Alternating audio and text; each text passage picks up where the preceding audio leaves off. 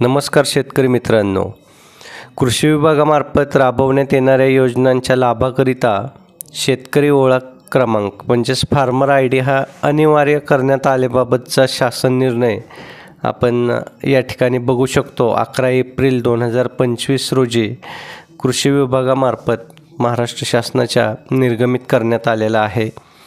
मित्रांनो, नेमका हा शासन निर्णय काय आहे आणि हा अनिवार्य करण्यात आल्यामुळे शेतकऱ्यांच्या दृष्टीने तो कसा महत्त्वाचा आहे याबद्दलची आपण सविस्तरशी माहिती या व्हिडिओच्या माध्यमातून घेऊयात।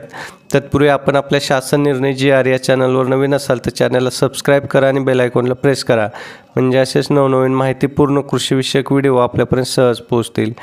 मित्रांनो, कृषी विभागामार्फत राबवण्यात येणाऱ्या योजनांच्या लाभाकरता खरं तर हा फार्मर आय डी किंवा शेतकरी ओळखपत्र क्रमांक 15 एप्रिल 2025 पासून अनिवार्य करण्यात आलेला आहे।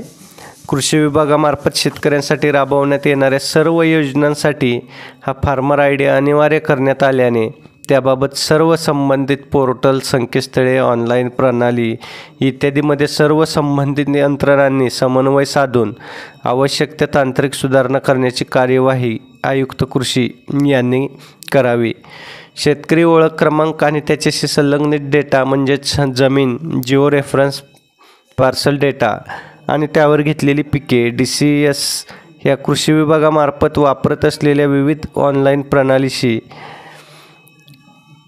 ॲप्लिकेशन प्रोग्रामिंग इन्फरन्स इंटरफेसद्वारे ॲग्रीस्टॅक या प्रणालीशी जोडण्यासाठी आवश्यक कार्यवाही आयुक्त, जमाबंदी तथा संचालक भूमी अभिलेख, महाराष्ट्र राज्य, पुणे व आयुक्त कृषी यांनी समन्वयाने करावी।